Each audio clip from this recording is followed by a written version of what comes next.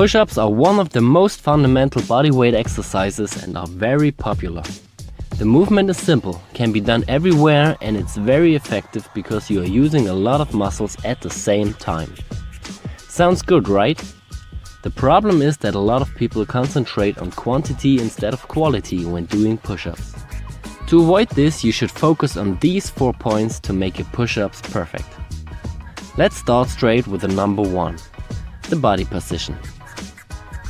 A push-up is not only a triceps, chest and shoulder movement.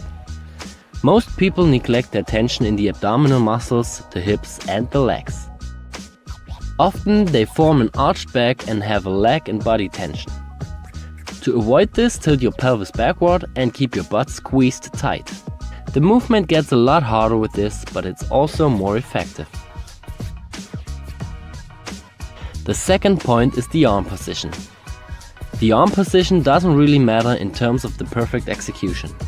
A perfect push-up can be done with a wide or a narrow grip, but it's important to place your wrists in a nearly vertical line under your shoulder when you do the standard push-up. There are still exceptions for that rule, for example when you are doing pseudo planche push-ups, which puts the focus more on your shoulder. Or when you're doing sphinx push-ups, which are a triceps dominant movement.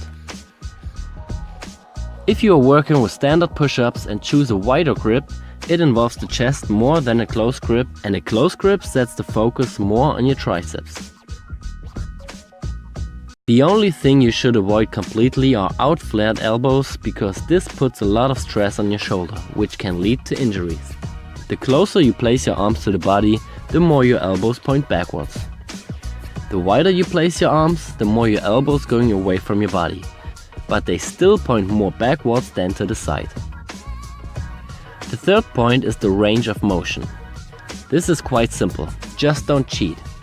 Go all the way up and all the way down and let your body straight.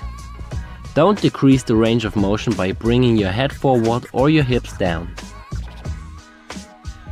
The last point is the shoulder blade movement. This is a very neglected point. When you're going down, your shoulder blades come together, and when you're going up, they go apart. You should also focus on pushing them downward instead of upward. But don't forget, there's still difference between a passive and an active way of this shoulder blade movement.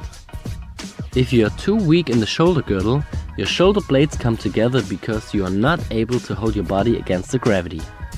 You can see this especially at the top of the movement. When you are going down, always focus on the tension and an active shoulder blade movement. Don't let yourself fall down into your structures. If you consider all those points and try it on your own, you will notice that it's much harder to do. Maybe your amount of maximum repetitions will drop, but that doesn't matter. Always focus on quality over quantity, and you will be rewarded with progress and a healthy body. If you have any questions to this topic, just leave a comment. Thank you.